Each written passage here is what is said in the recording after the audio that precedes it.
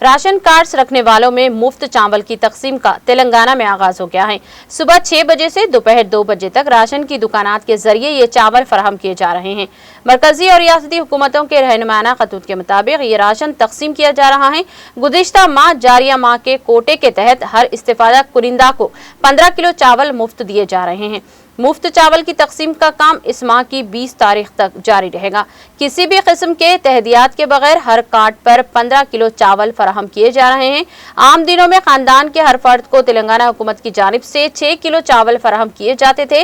प्रधानमंत्री गरीब कल्याण योजना के तहत मई और जून के महीनों के चावल की फराहमी की जा रही है।